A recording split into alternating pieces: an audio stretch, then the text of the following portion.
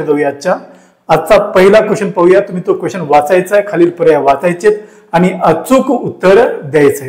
मग इथं तुम्ही पहिला क्वेश्चन बघू शकता।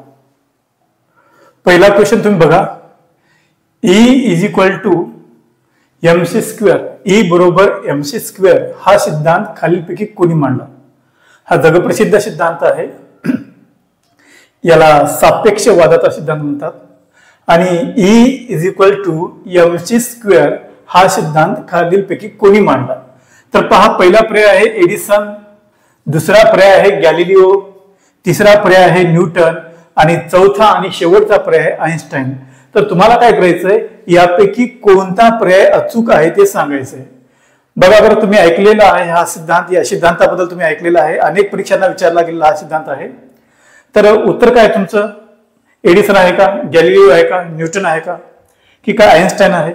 तर बघा मित्रांनो, E = mc² हा सिद्धांत मांडणारा जो सायंटिस्ट आहे, वैज्ञानिक आहे, तो आहे आइन्स्टाईन। आइन्स्टाईननं हा सापेक्षवादाचा सिद्धांत मांडलेला आहे। चला आपण यानंतरच्या क्वेश्चनकडे जाऊया। हरी अप मित्रांनो, हा क्वेश्चन बघा, क्वेश्चन नंबर 2, प्रश्न क्रमांक 2 काय म्हणतो? प्रश्न क्रमांक 2, ब्लू विट्रॉयल म्हणजे काय? बघा, शास्त्रीय भाषेमध्ये ज्याला ब्लू विट्रॉयल म्हटलं जातं, ज्याचं नाव ब्लू विट्रॉयल आहे, खालीलपैकी कोण आहे ब्लू विट्रॉयल? कोणाचं नाव ब्लू विट्रॉयल आहे? फेरस सल्फेट, बघा पहिला पर्याय, दुसरा पर्याय पोटॅशियम सल्फेट, तिसरा पर्याय कॉपर सल्फेट आणि चौथा पर्याय आहे कॉपर क्लोराईड। बघा, 4 तुम्हाला वैज्ञानिक नावं दिलेत, म्हणजे संयुगांची नावं दिली आहेत। त्या कंपाऊंडच्या 4ही नावांना बघायचे, पर्यायांना पाहायचे, अचूक उत्तर द्यायचे।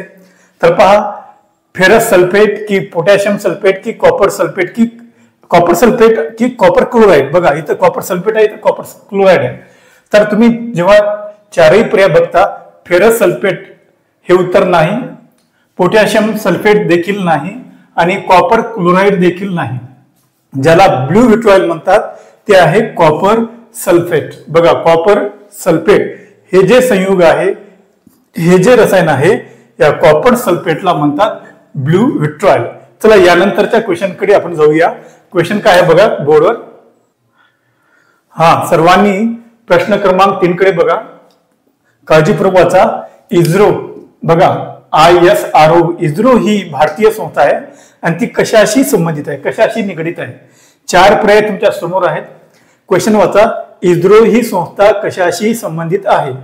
पहिला पर्याय खेळ, दुसरा पर्याय कृषी, तिसरा पर्याय अंतरिक्ष, चौथा पर्याय साहित्य। तर काय करायचंय तुम्हाला? सांगायचं अचूक उत्तर। तर बघा, पहिला पर्याय खेळ नाही, इस्रो ही संस्था खेळाशी संबंधित नाही। दुसरा पर्याय कृषी नाही, कृषीशी संबंधित इस्रो नाही। हा अंतरिक्ष म्हणजे स्पेस, अंतरिक्ष म्हणजे काय? स्पेस। तर स्पेसशी रिलेटेड आहे का?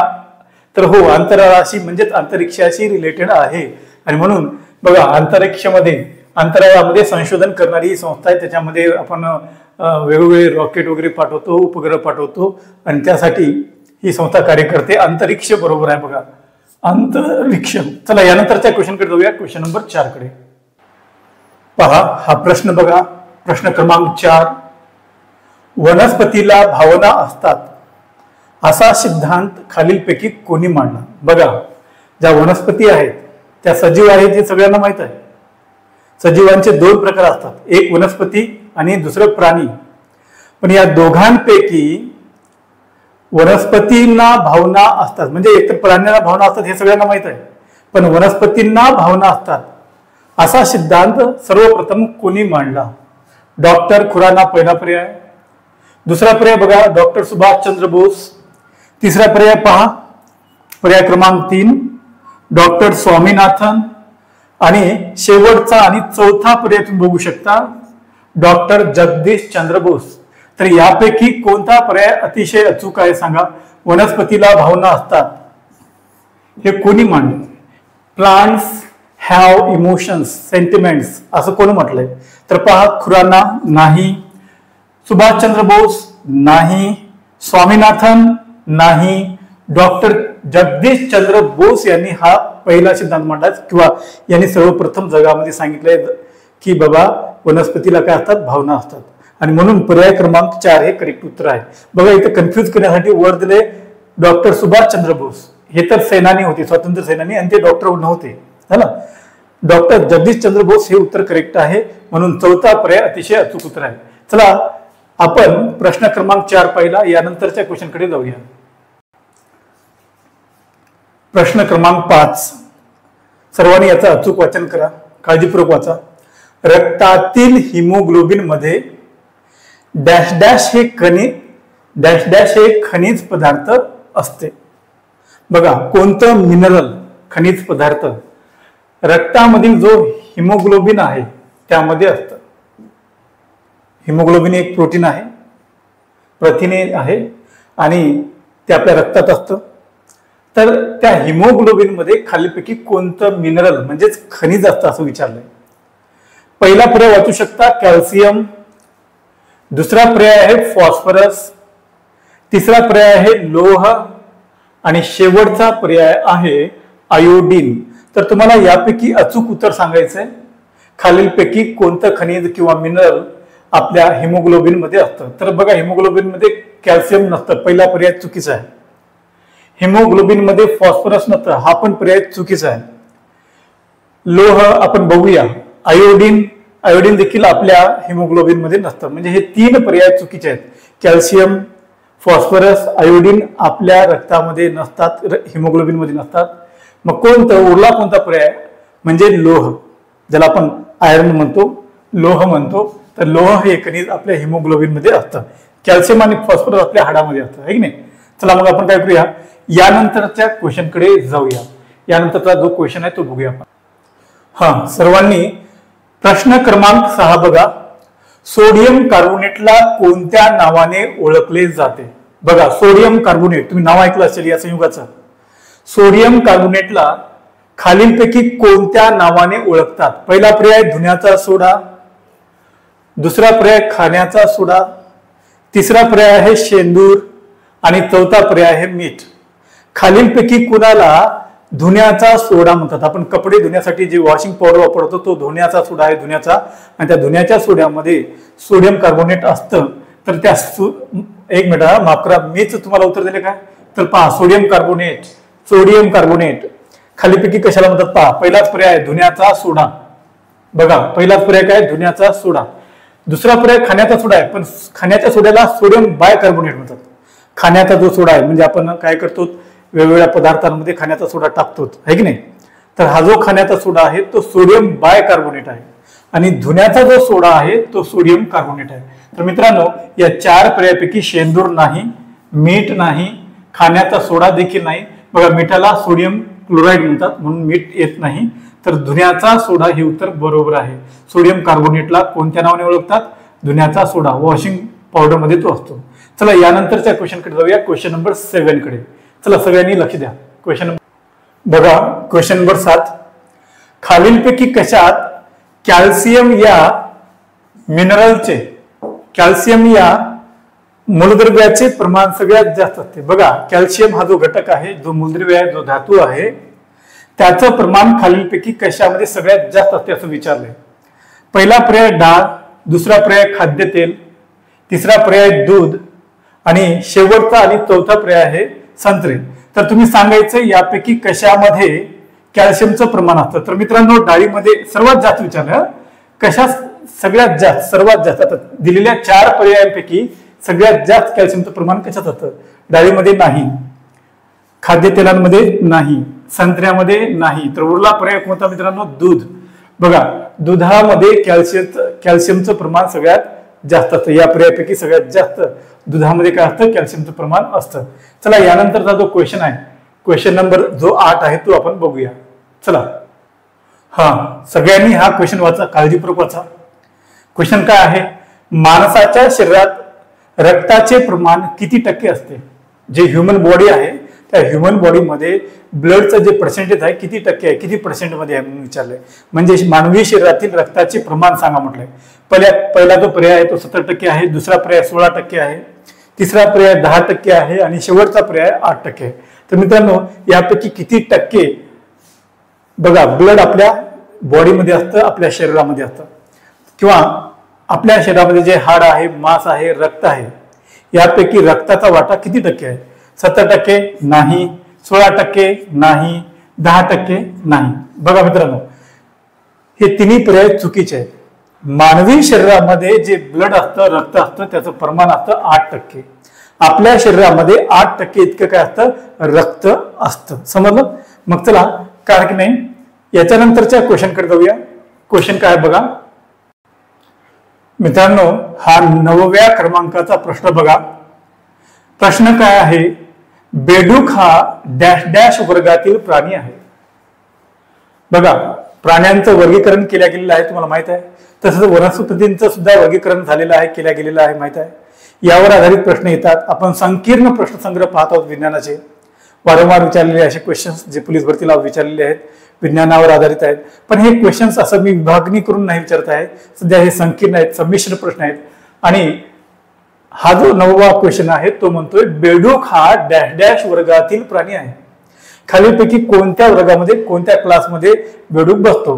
पहिला पर्याय आहे उभयचर, दुसरा पर्याय आहे सरीसृप, तिसरा पर्याय आहे मत्स्य आणि चौथा आणि शेवटचा पर्याय सस्तन.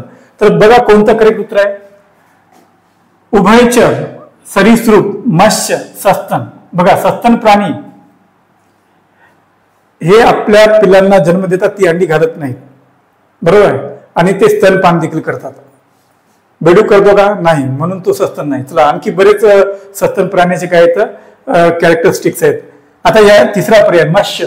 मत्स्य म्हणजे मासळी वर्गामध्ये मोडतात का? नाही. समजला? जरी बेडूक पाण्यात राहत असला, दिसत असला आपल्याला, तो मत्स्य वर्गामध्ये मोडत नाही, तो मासळी नाही. सरीसृप म्हणजे सरपटणारे प्राणी आहे का? तो नाही. मग कोणत्या प्रकारामध्ये मोडतो? आता उरला कोणता पर्याय बघा, उभयचर. उभयचर, उभय म्हणजे दोन, उभयचर. चर म्हणजे बघा सहवास करणे, चर म्हणजे काय करणे? वावर करणे. तर उभयचर, उभय म्हणजे दोन्हीही स्थळी, दोन्हीही ठिकाणी वावर करणारा. तर उभयचर कोणाला म्हटलं जातं? तर पाणी आणि जमीन या दोन्हीवरही राहणाऱ्या, पाण्यात आणि जमिनीवरही राहणाऱ्या प्राण्यांना उभयचर प्राणी म्हणतात.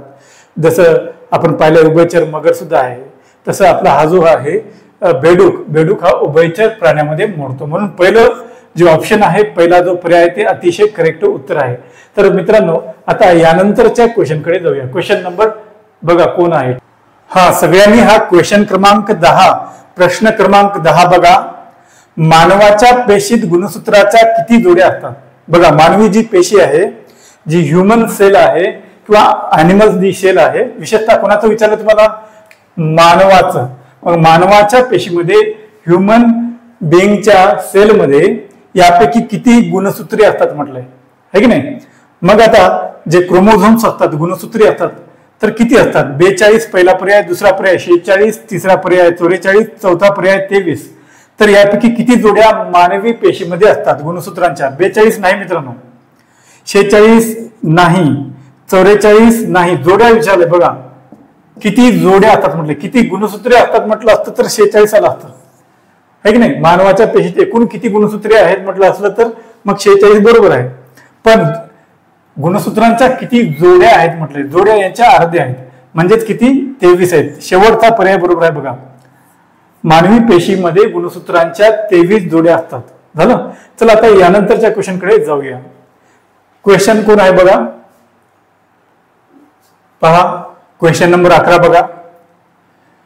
प्रश्न क्रमांक 11, डॅश डॅश वायूचे हवेतील प्रमाण सर्वात जास्त असते.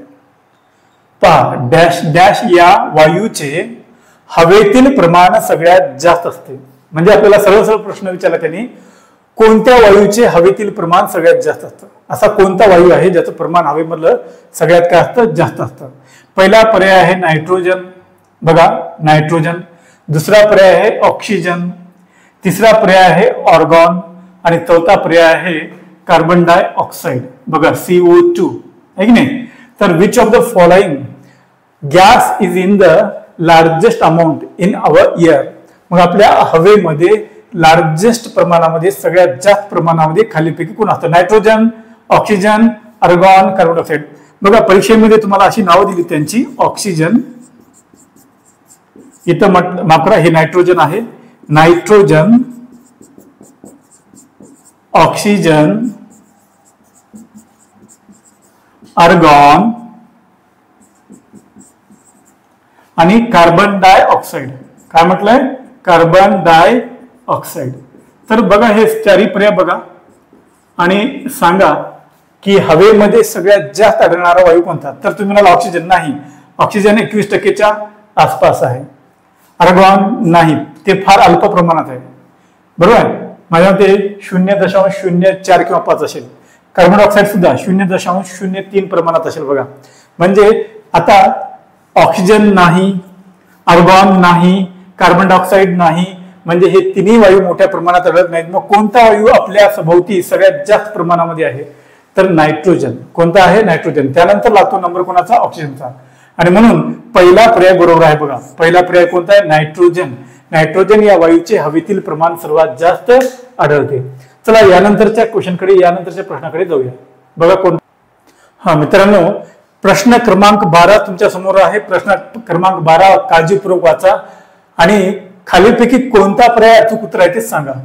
बघा प्रश्न क्रमांक 12 काय आहे? कोणत्या वायूमुळे मुख्यत्वे ओझोन थरांचा ऱ्हास होतो? खालीलपैकी कोणत्या वायूमुळे?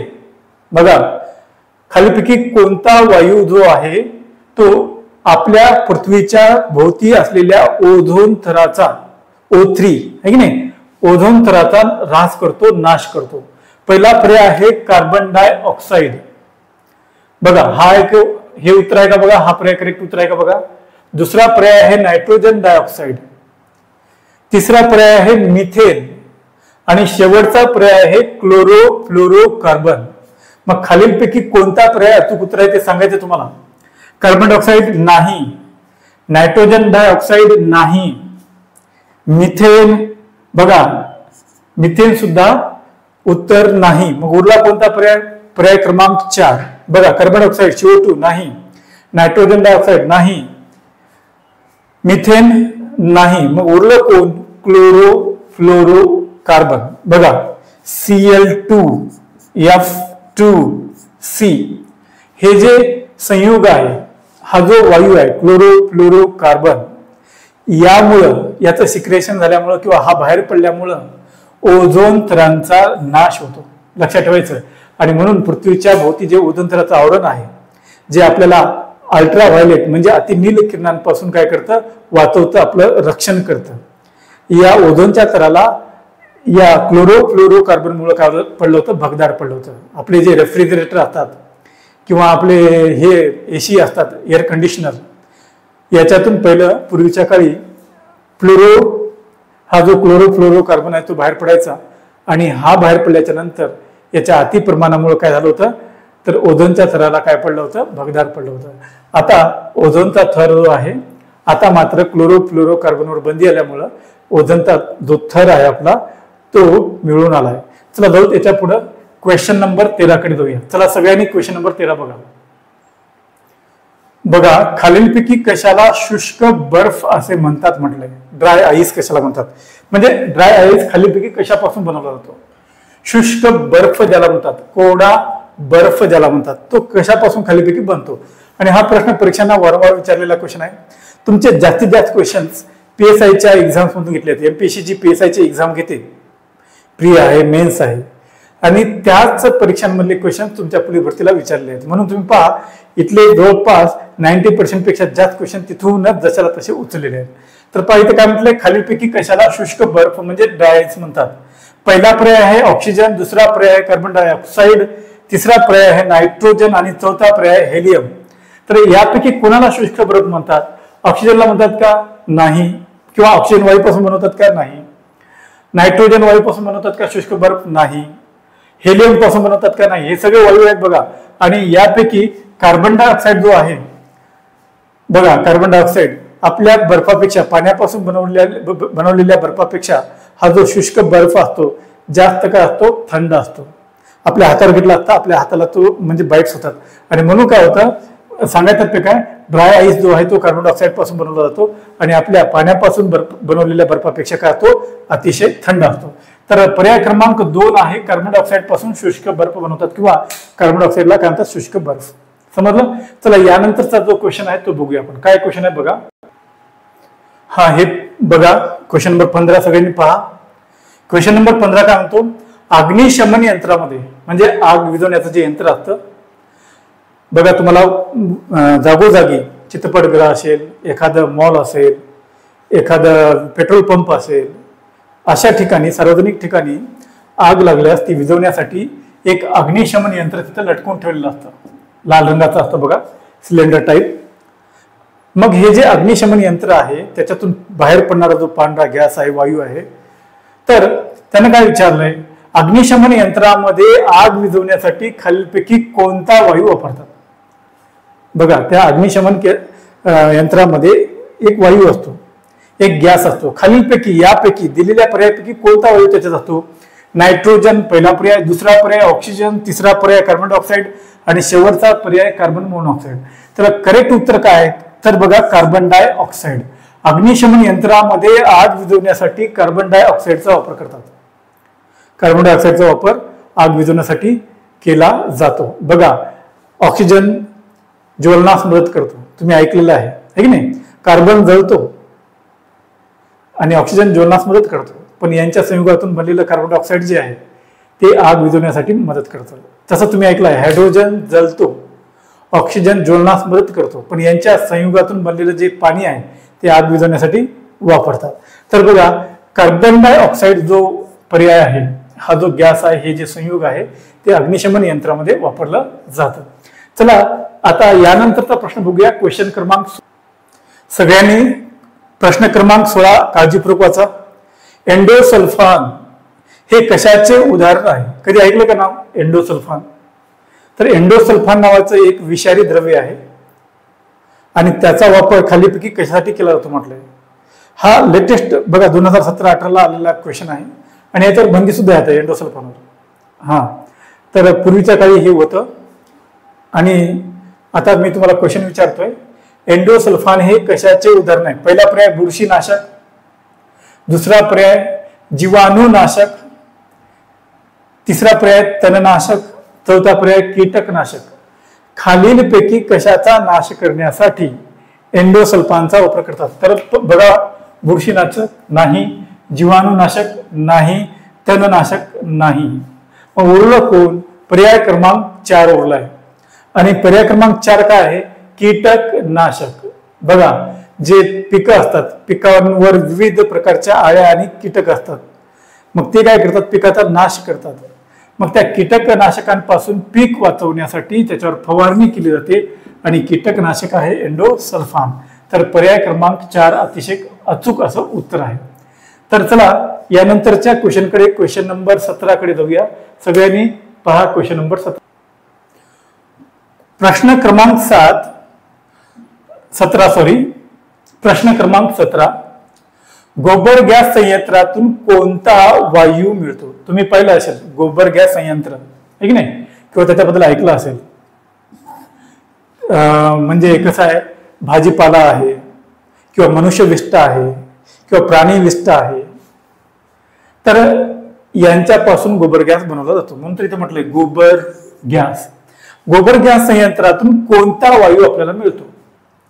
पहिला पर्याय आहे इथेन, दुसरा पर्याय आहे मिथेन, तिसरा पर्याय मेट्रोलियन आणि शेवटचा पर्याय केरोसिन, आहे की नाही.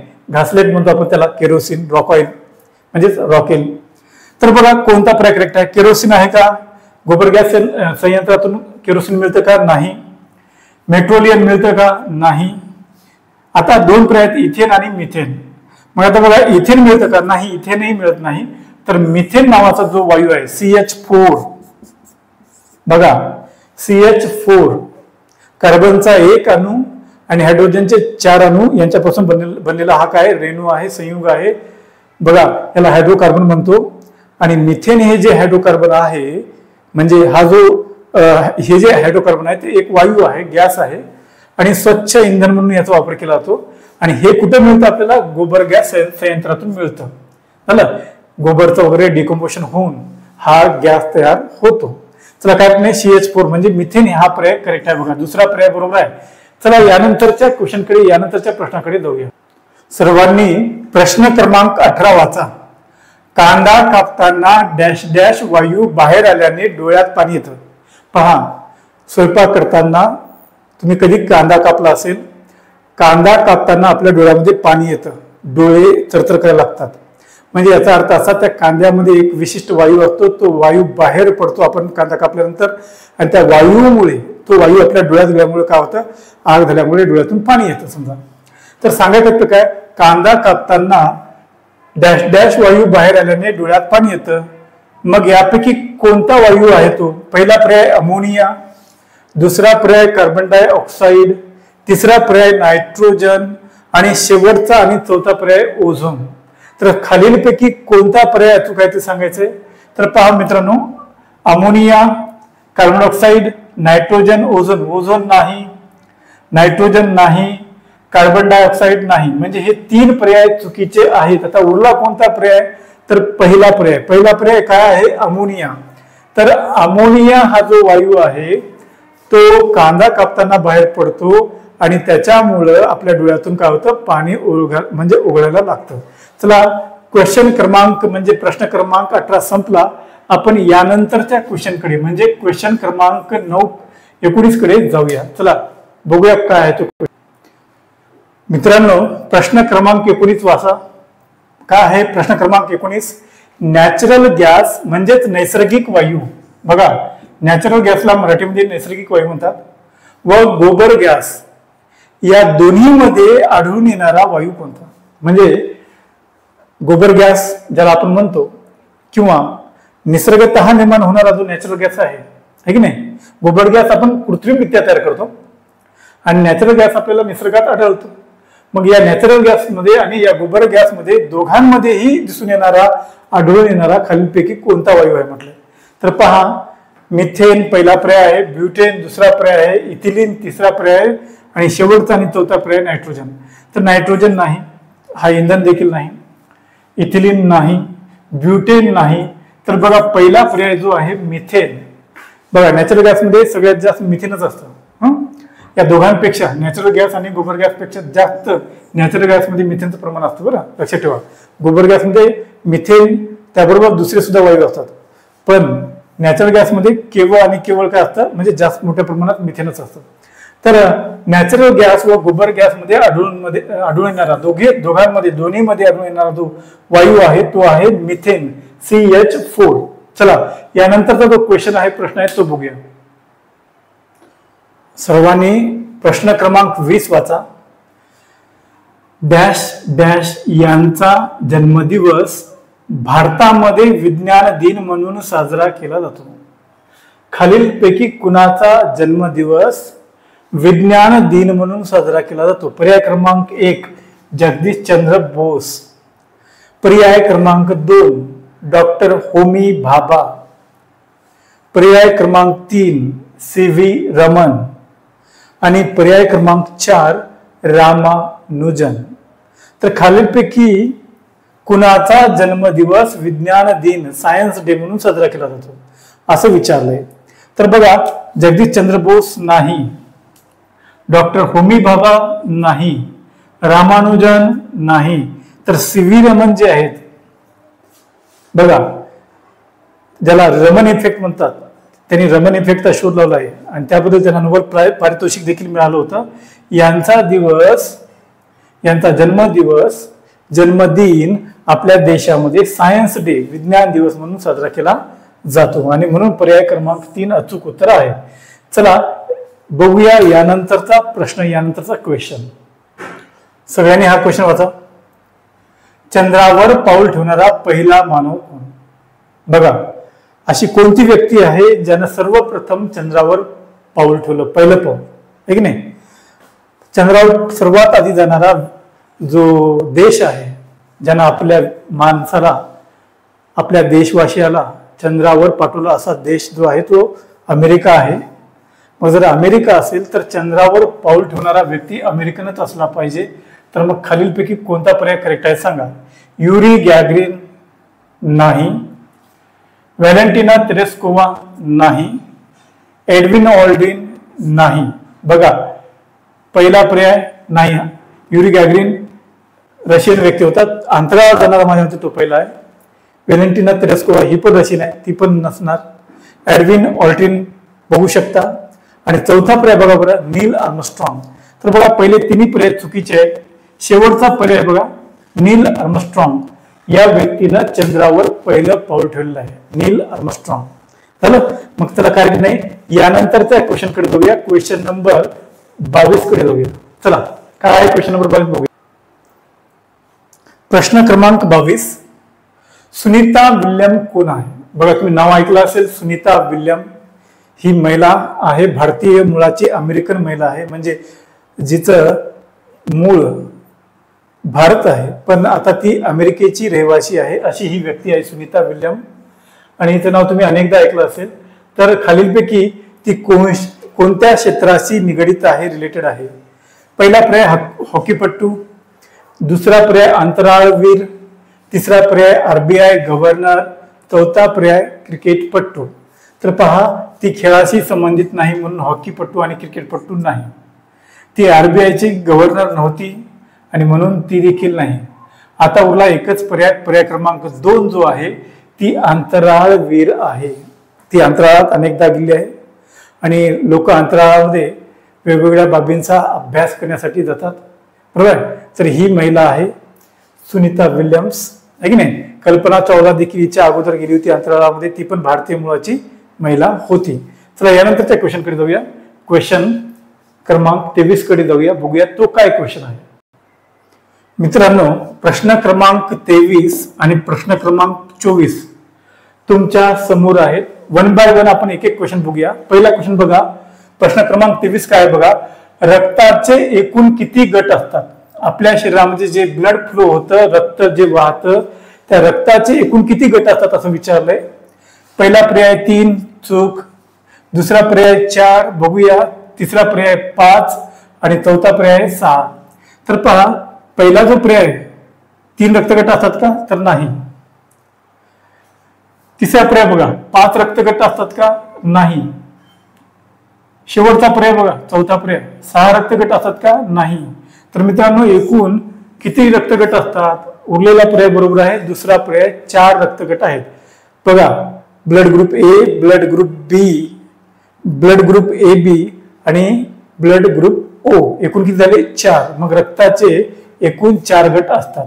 झालं. आता लगेच हा 24वा प्रश्न बघून घ्या.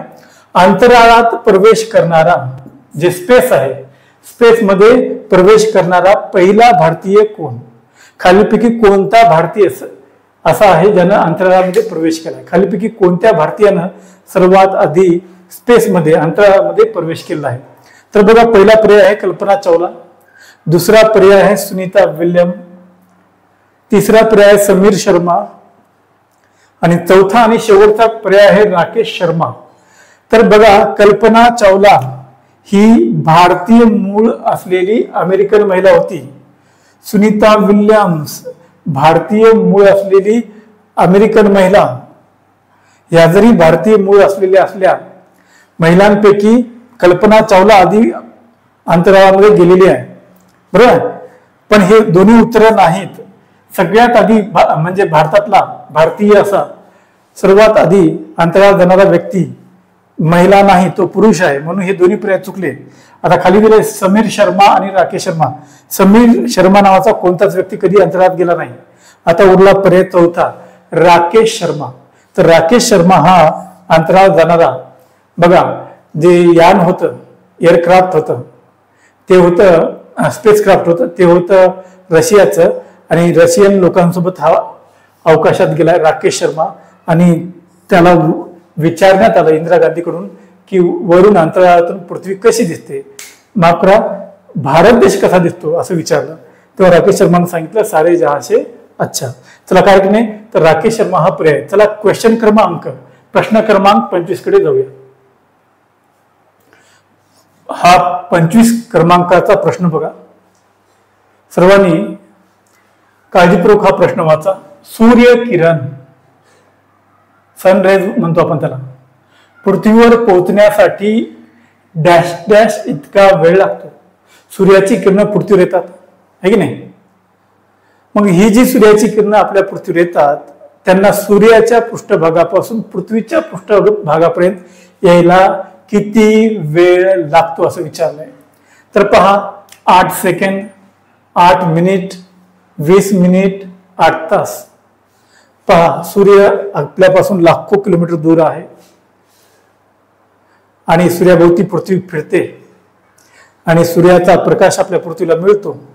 जो प्रकाश आपल्याला मिळतो तो प्रवास करून आपल्यापर्यंत येतो. सूर्याचा प्रकाश पृथ्वीपर्यंत यायला किती वेळ लागतो? 8 सेकंद, 8 मिनिट, 20 मिनिट की 8 तास? 8 तास असू शकत नाही, 20 मिनिट पण नाही. आता दोन पर्याय आहेत, 8 सेंटीमीटर आणि 8 सेकंद आहे. 8 सेकंद आणि 8 मिनिट, तर 8 सेकंद सुद्धा नाही. तर सूर्याचा प्रकाश पृथ्वीच्या पृष्ठभागापर्यंत यायला 8 मिनिट लागतात. किती मिनिट लागतात? 8 मिनिट. लक्षात ठेवायचंय. ही सगळी महत्वाची क्वेश्चन्स आहेत मित्रांनो आणि एकतर जनरल नॉलेजचाही भाग आहेत आणि सामान्य विज्ञानाचाही भाग आहेत. आणि ही आपली जी पुस्तकं आहेत कोणती पाठ्यक्रमातील, या पुस्तकांमध्ये आपल्याला शोधावं लागतील हे क्वेश्चन्स आणि मी इथं तुम्हाला एकत्रित दिलंय. आणि आपल्या परीक्षांना आलेले क्वेश्चन्स आहेत, जास्त वेळा विचारलेले क्वेश्चन्स आहेत आणि हेच वारंवार विचारले जातीलही. चला यानंतरच्या प्रश्नाकडे जाऊया. प्रश्न क्रमांक 26 इथंच आहे. भटनागर पुरस्कार. बघा, भटनागर पुरस्कार खालीलपैकी कोणत्या क्षेत्राला दिला जातो? भटनागर पुरस्कार खालीलपैकी कोणत्या क्षेत्राला दिला जातो? चित्रपट, शेती, विज्ञान की साहित्य? तर बघा, चित्रपट क्षेत्राला हा पुरस्कार दिला जात नाही, शेती क्षेत्राला सुद्धा हा पुरस्कार दिला जात नाही. आता उरले दोन पर्याय, विज्ञान आणि साहित्य. तर तिसरा पर्याय बरोबर आहे, साहित्य हा चौथा जो पर्याय तो चुकीचा आहे. म्हणजे विज्ञान क्षेत्रातील, सायन्स क्षेत्रातील हा पुरस्कार आहे. या क्षेत्रातील व्यक्तींना हा पुरस्कार दिला जातो, भटनागर पुरस्कार. चला यानंतरचा क्वेश्चन बघूया, क्वेश्चन नंबर 27. चला, हे दोन प्रश्न तुमच्या लक्षात आले असतीलच. हा विद्यार्थी मित्रांनो, प्रश्न क्रमांक 27 वाचा. खालीलपैकी सर्वात कठीण पदार्थ कोणता? कठीण म्हणजे टणक, दृढ, hard. Which of the following is the hardest substance? लोखंड, काच, हिरा, दगड. खालीलपैकी कोणता अतिशय कठीण असा पदार्थ आहे, हार्ड असा पदार्थ आहे? पहिला पर्याय लोखंड, दुसरा पर्याय काच, तिसरा पर्याय हिरा आणि शेवटचा दगड. कोणी म्हणाल दगड, कोणी म्हणाल दगडापेक्षा लोखंड काय असते, कठीण असते. तर बघा, हे जरी कठीण पदार्थ असले, स्थायी असले, दगड आणि लोखंड हे पर्याय नाहीत. काच ठिसूळ असते सगळ्याला माहिती आहे म्हणून काचही नाही. उरला कोण? हिरा. तर लक्षात ठेवा, जगातील सगळ्यात कठीण पदार्थ म्हणून हिऱ्याला ओळखलं जातं. एक. आणि दुसरी गोष्ट, दगड कापण्यासाठी असोत बघा, किंवा ग्रेनाइट कापण्यासाठी असो किंवा काच कापण्यासाठी असो, तर हिऱ्याचा वापर करतात. समजलं? तर हिरा हा कठीण पदार्थ आहे. जगातील सर्वात कठीण पदार्थ कोण आहे? हिरा. चला आता प्रश्न क्रमांक 28 कडे या. जगातील पहिली हृदयरोपण शस्त्रक्रिया, जगातील पहिली हृदयरोपण शस्त्रक्रिया खालीपैकी कोणत्या डॉक्टरांनी केली? म्हणजे हार्ट प्लांट, बघा हार्टचं जे प्लांटेशन आहे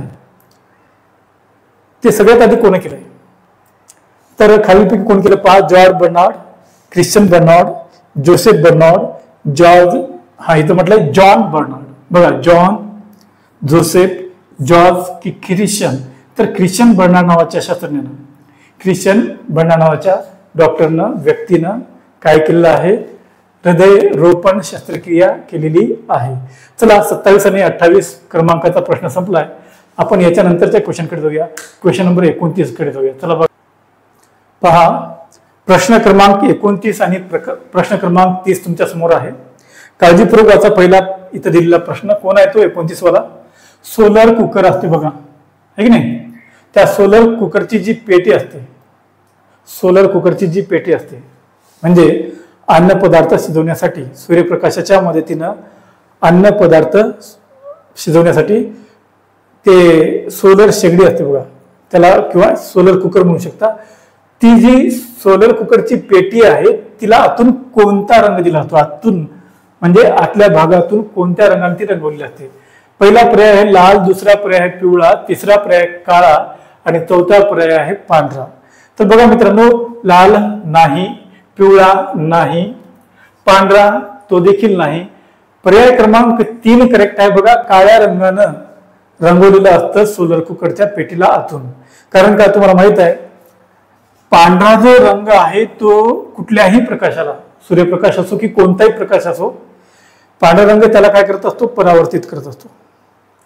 पण काळा रंग जो आहे तो प्रकाशाला शोषून घेणारा रंग आहे.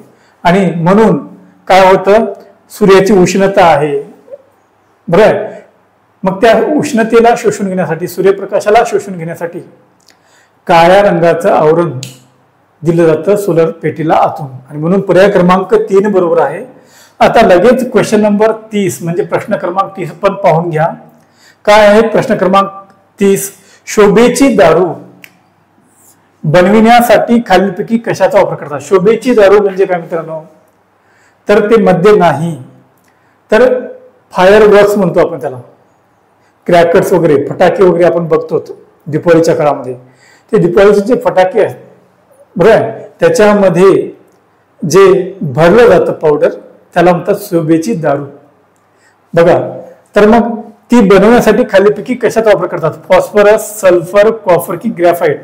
तर उत्तर आहे गंधक, सल्फर. चला, याला गन पावडर देखील म्हणतात बघा. त्याच्यानंतर यानंतरच्या क्वेश्चन कडे जाऊया, क्वेश्चन नंबर 31 कडे. चला, हा मित्रांनो प्रश्न क्रमांक 31 आणि 32 तुमच्या समोर आहे. आधी आपण प्रश्न क्रमांक 31 बघूया. काय आहे तो क्वेश्चन?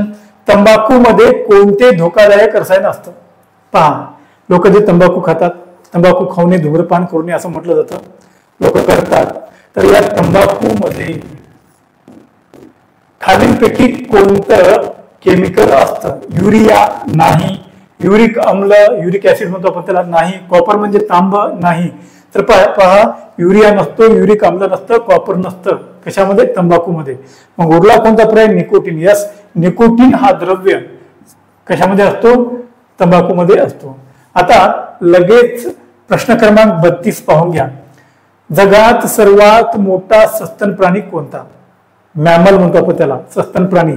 सस्तन प्राण्यांची लक्षणं काय असतात मी तुम्हाला सांगितलं. ते अंडी देत नाहीत, ते पिलांना जन्म देतात आणि ते स्तनपान करतात, त्याच्या अंगावर केस असतात वगैरे वगैरे.